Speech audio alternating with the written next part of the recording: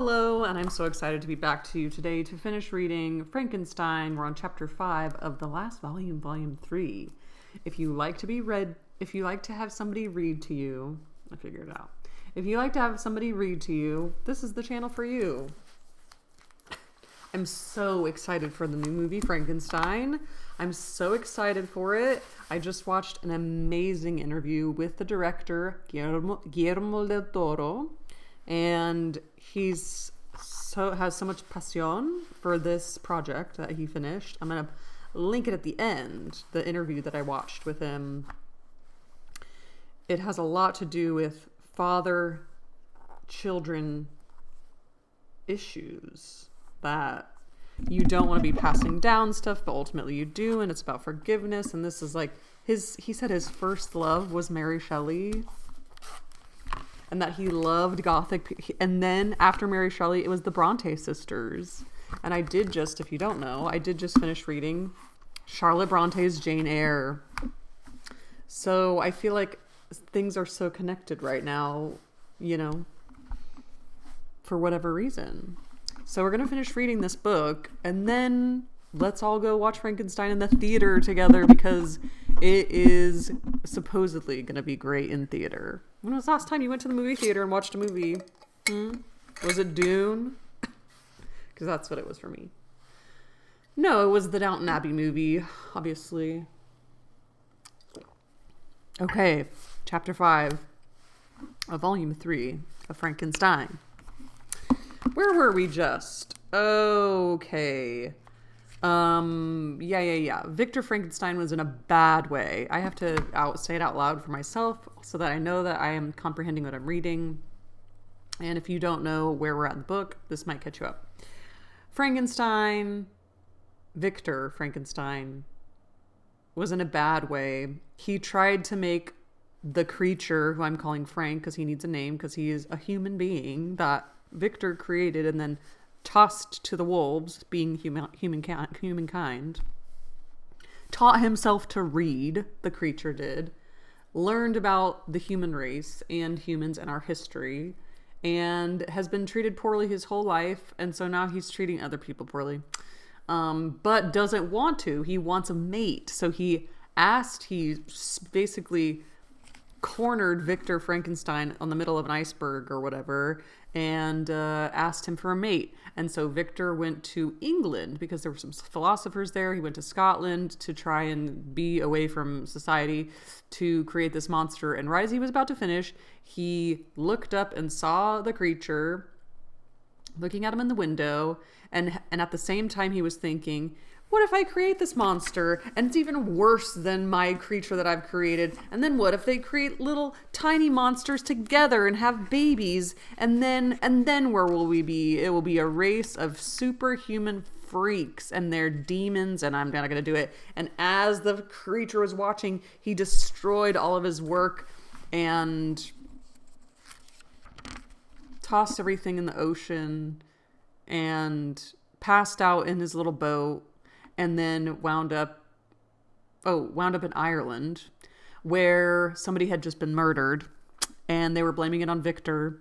And then Victor went into like a fever dream, and his father came to visit him, and is taking him back basically to recover to Geneva. He's going back to Geneva, so that's where we are. And we have not seen the creature since he said basically, a plague on both your houses, a plague on you and every other house, this terrible world that you created me into, but then think I'm hideous, so you don't like me. So I have a feeling the creature's just hanging on to the side of the boat that is taking Victor back home to Geneva, because he's so strong and he's so smart, and he has revenge is a dish best served cold. He is full of revenge for Victor. So I think that has caught us up. Chapter 5, the voyage came to an end. That's why I wanted to recap, because it does start with the voyage came to an end. And if you don't know, then now you know. We landed and proceeded to Paris. I soon found that I had overtaxed my strength, and that I must repose before I could continue my journey. My father's care and attentions were indefatigable. I love that word. But he did not know the origin of my sufferings and sought erroneous methods to remedy the incurable ill. He wished me to seek amusement in society. I abhorred the face of man, 'cause he abhors his own face, 'cause he's so miserable with himself. Oh, not abhorred. They were my brethren, my fellow beings, and I felt attracted even to the most repulsive among them, except your own creation.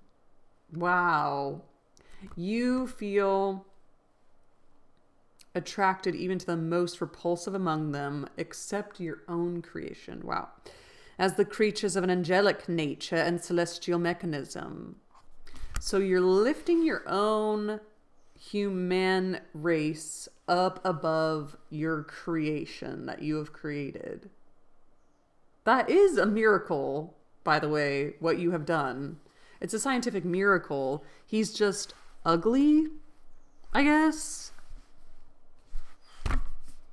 And murdered. He did murder a couple of people, so. It's so, what a dilemma. What a moral dilemma, Mary.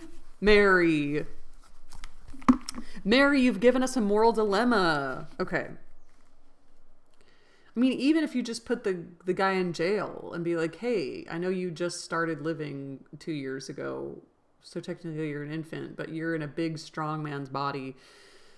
So we're going to let it slide and we're going to start being nice to you and then you'll be nice to us. It's like this whole trusting thing that you have to do. Wow. Okay. I'm getting so sidetracked because it is such a moral thing. Okay. Because creatures are angelic and celestial, whatever. But I felt I had no right to share their intercourse. I had unchained an enemy among them, whose joy it was to shed their blood and revel in their groans. That's not true.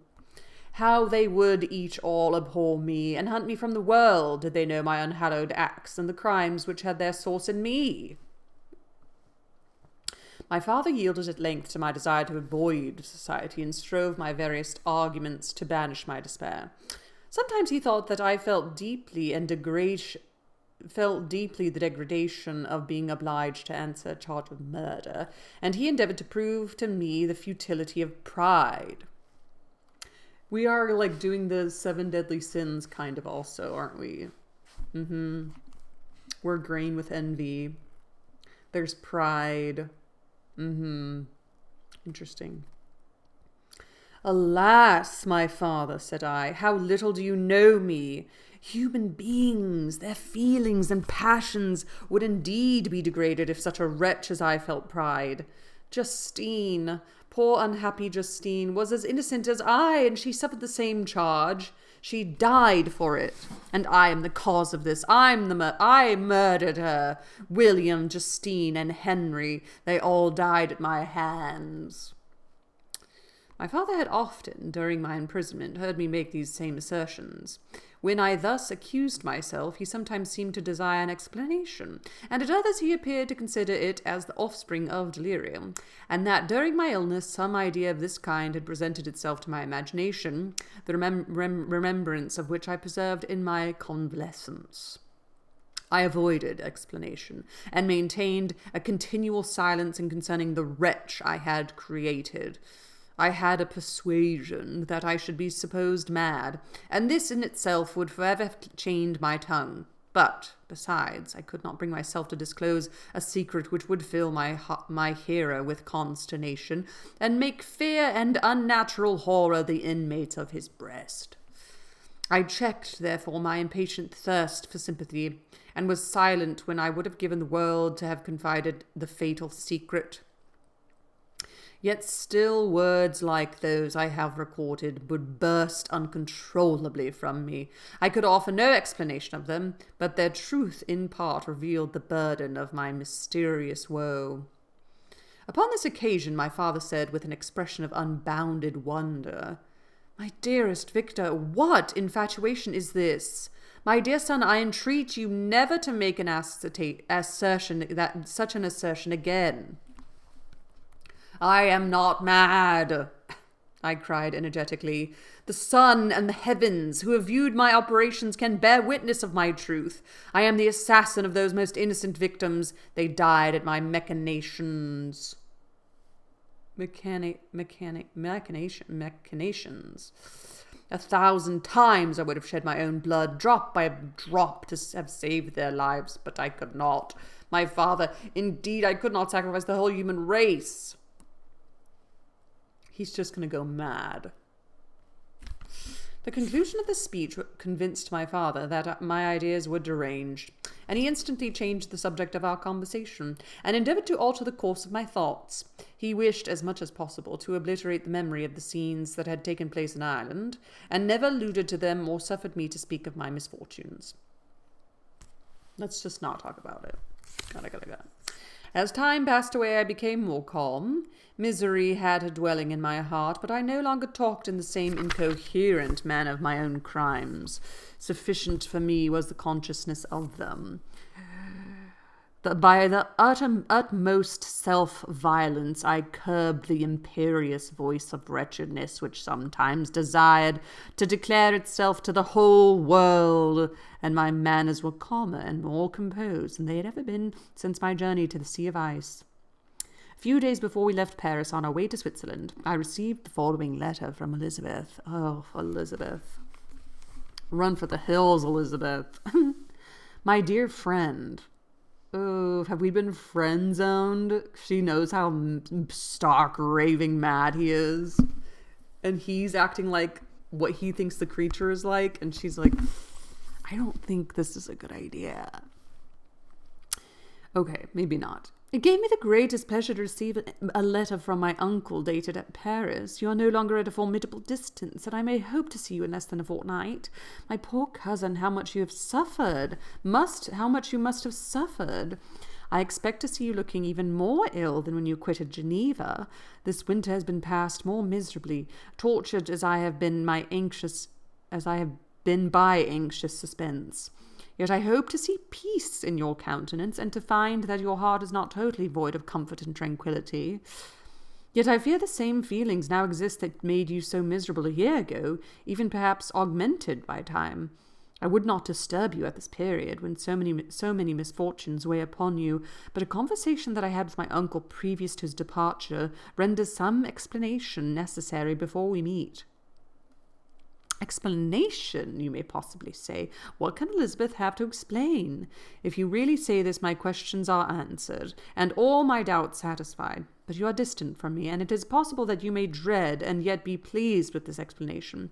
And in a probability of this being the case, I dare not any longer postpone writing what, during your absence, I have often wished to express to you, but have never had the courage to begin. You well know, Victor, that our union had been the favourite plan of your parents ever since our infancy. We were told this when young, and taught to look forward to it as an event that would certainly take place. We were affectionate playfellows during childhood, and I believe dear and valued friends to one another as we grew older. Oh my God.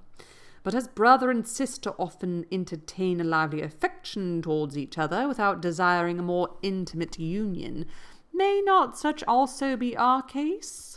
Tell me, dearest Victor, answer me, I conjure you, by our mutual happiness, with simple truth. Do you not love another? You've travelled. You have spent several years of your life at Ingolstadt.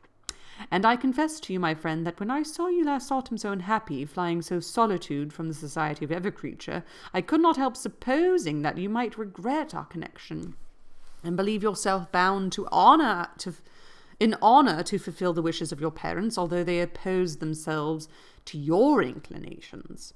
But this is false reasoning. I confess to you, my friend, that I love you, and that in my airy dreams of futurity, you have been my constant friend and companion. But it is your happiness I desire as well as my own, when I declare to you that our marriage would render me eternally miserable, unless it were the dictate of your own free choice. Wow. Even now I weep to think that, borne down as you are by the cruelest misfortunes, You may stifle, by the word honour, all hope of that love and happiness which would alone restore you to yourself. I, who have so disinterested an affection for you, may increase your miseries tenfold by being an obstacle to your wishes. Ah, Victor, be assured that your cousin and playmate was too sincere a love for you not to be made miserable by this suspicion. Be happy, my friend, and if you obey me in this one request, remain satisfied that nothing on earth will have the power to interrupt my tranquillity. That's nice for her. Do not let this letter disturb you. Do not answer tomorrow, or the next day, or even until you come, if it will give you pain. My uncle will send me news of your health, and if I see but one smile on your lips when we meet, occasioned by this or any other exertion of mine, I shall need no other happiness. Elizabeth Lavenza, Geneva, May 18th, 17-something. This letter revived in my memory what I had before forgotten, the threat of the fiend. I will be with you on your wedding night. Such was my sentence, and on that night would the demon employ every art to destroy me and tear me from the glimpse of happiness which promised partly to console my sufferings. On that night he had determined to consummate his crimes by my death. Well, be it so, a deadly struggle would then assuredly take place, in which, if he were victorious, I should be at peace, and his power over me be at an end. If he were vanquished, I should be a free man. Yeah, but isn't Elizabeth going to be there? Because it's your wedding night. You're not even concerned about Elizabeth, like, watching all this happen? And what's she going to say when you murder a creature that I don't know. If he were vanquished, I should be a free man. Alas, what freedom! Such as the peasant enjoys when his family has been massacred before his eyes, his cottage burnt, his lands laid waste, and he is turned adrift, homeless, penniless, and alone, but free. Such would be my liberty, except that in my Elizabeth I possess a treasure. Alas, balanced by those horrors of remorse and guilt, which would pursue me until death.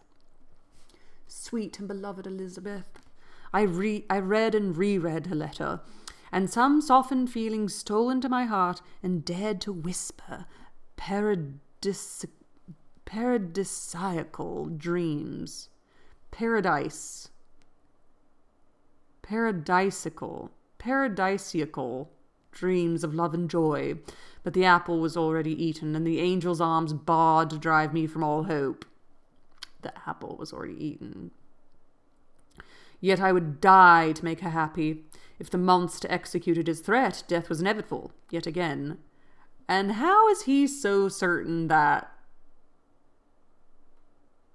the creature meant, I'm going to be there on your wedding night and kill you? He obviously means to kill Elizabeth, because he does not like you. Well, I considered whether marriage would hasten my fate. My destruction might indeed arrive a few months sooner, but if my torturer should suspect that I postponed it, influenced by his menaces, he would surely find another and perhaps more dreadful means of revenge. He had vowed to be with me on my wedding night, yet he did not consider that threat as binding him to peace in the meantime, for as if to show me that he was not yet satiated with blood, he had murdered Clerval immediately after the enunciation of his threats. I resolved, therefore, that if my immediate union with my cousin could conduce either to hers or my father's happiness,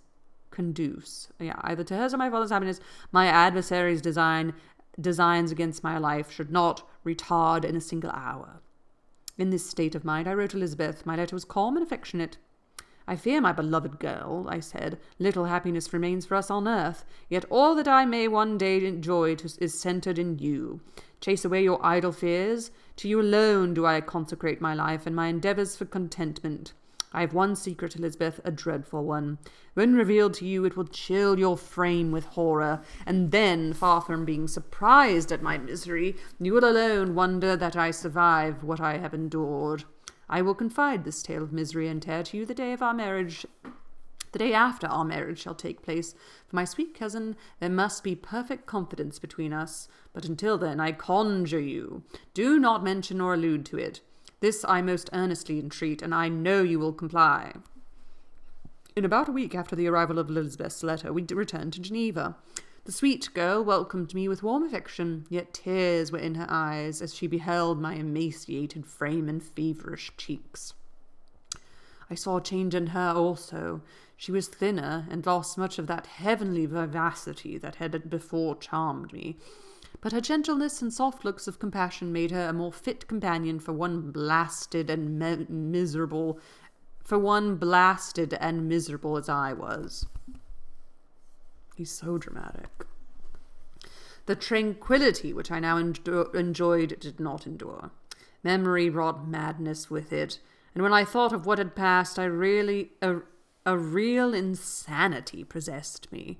Sometimes I was furious and burnt with rage, sometimes low and despondent. I neither spoke nor looked at anyone, but sat motionless, bewildered by the multitude of miseries that overcame me. Elizabeth alone had the power to draw me from these fits. Her gentle voice would soothe me when transported by passion, and inspire me with human feelings when sunk in torpor. She wept with me and for me. When reason returned, she would remonstrate and endeavour to inspire me with resignation. Ah, it is well for the unfortunate to be resigned, but for the guilty there is no peace. The agonies of remorse, poisoned luxury there is otherwise sometimes found in indulging the excess of grief. Soon after my arrival, my father spoke of my immediate marriage with Elizabeth. I remained silent. Have you then some other attachment? None on earth. I love Elizabeth and look forward to our union with delight. Let the day therefore be fixed, and on it I will consecrate myself in life or death to happiness of my cousin. My dear Victor, do not speak thus. Heavy misfortunes have befallen us, but let us only cling closer to what remains and transfer our love for those whom we have lost to those who yet live. Our circle will be small, but bound close by the ties of affection and mutual misfortune. When the time shall have softened your despair, new and dear objects of care will be born to replace those of whom we have been so cruelly deprived. Such were the lessons of my father. But to me the remembrance of the threat returned, nor can you wonder that, omnipotent as the fiend had yet been in his deeds of blood, I should almost regard him as invincible, and that when he had pronounced the words, "I shall be with you on your wedding night," I should regard the threatened fate as unavoidable. But death was no evil to me, if the loss of Elizabeth were balanced with it, and I therefore with a contented and even cheerful countenance agreed with my father that if my cousin would consent, the ceremony should take place in 10 days, and thus put, as I imagined, the seal to my fate. Great God! If for one instant I had thought what might be the hellish intention of my fiendish adversary, I would rather have banished myself forever from my native country and wandered a friendless outcast over the earth than have consented to this miserable marriage. But as if possessed of magical powers, the monster had blinded me to his real intentions, and when I thought that I had prepared only my own death, I hastened that of a far dearer victim.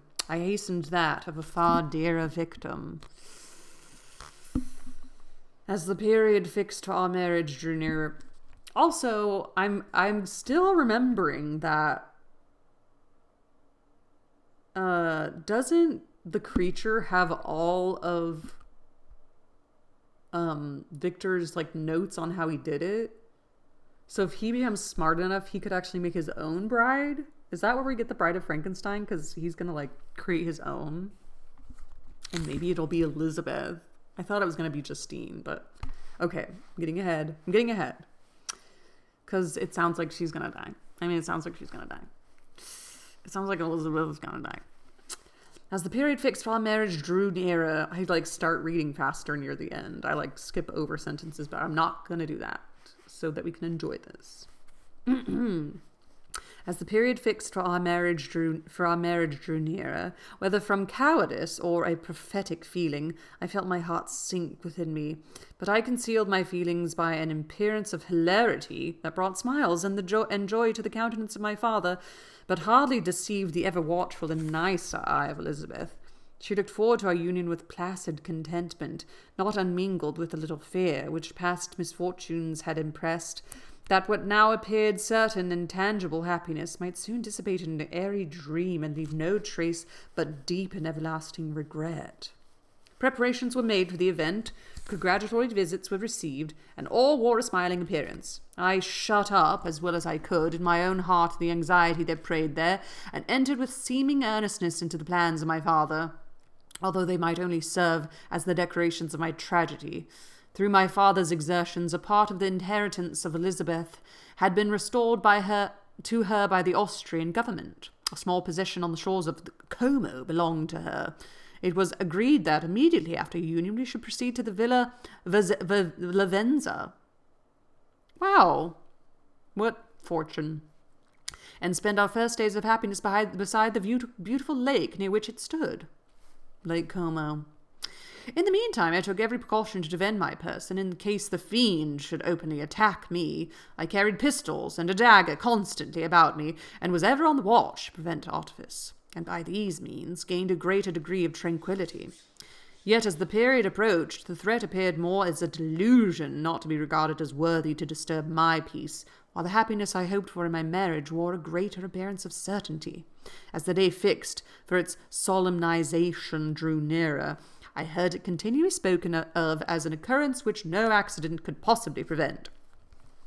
Elizabeth seemed happy. My tranquil demeanour contributed greatly to calm her mind, but on the day that was to fulfil my wishes and my destiny, she was melancholy, and a presentiment of evil pervaded her, and perhaps also she thought of the dreadful secret which I had promised to reveal to her on the following day. My father was in the meantime overjoyed, and in the bustle of preparation only recognized in the melancholy of his niece the diffidence of a bride. Wet feet, I'm assuming. After the ceremony was performed, a large party assembled at my father's, but it was agreed that Elizabeth and I should commence our journey by water, sleeping that night at Evian, and continuing our voyage on the following day. The day was fair, the wind favourable. All smiled on our nuptial embarkation. Those were the last moments of my life during which I enjoyed the feelings of happiness.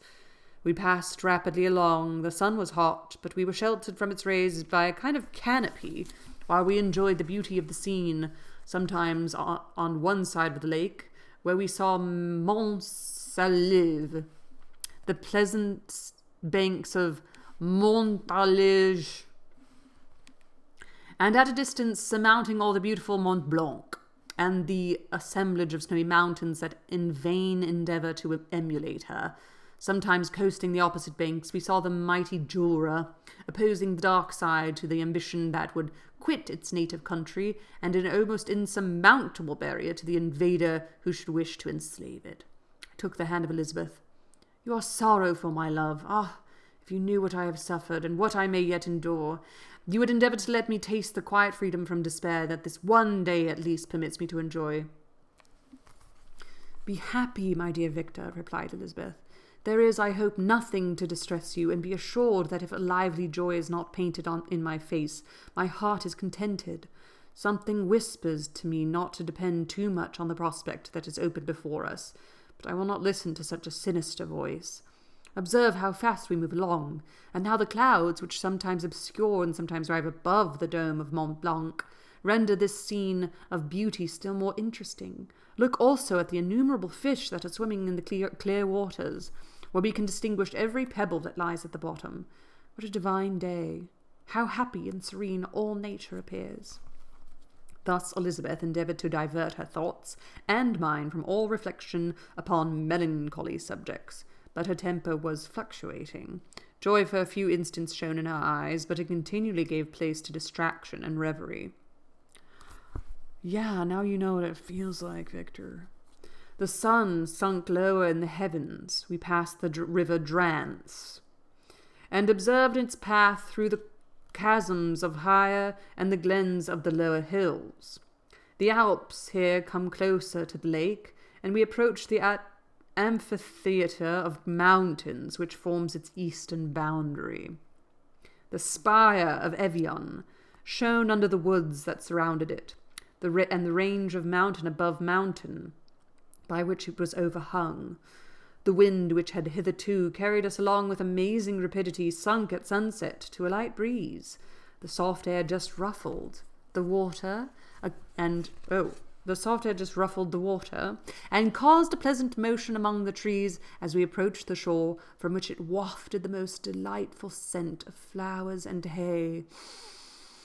The sun sunk beneath the horizon as we landed, and as I touched the shore, I felt those cares and fears revive, which soon were to clasp me and to cling to me forever. Forever. Can't wait to see what happens. I can't wait to see what happens. Oh my gosh. Join me next time for chapter 6 of volume 3 of Frankenstein. Ooh, happy reading. Ooh, it's so crazy when you get to the end of a book. You just want to keep going. Happy reading unto all.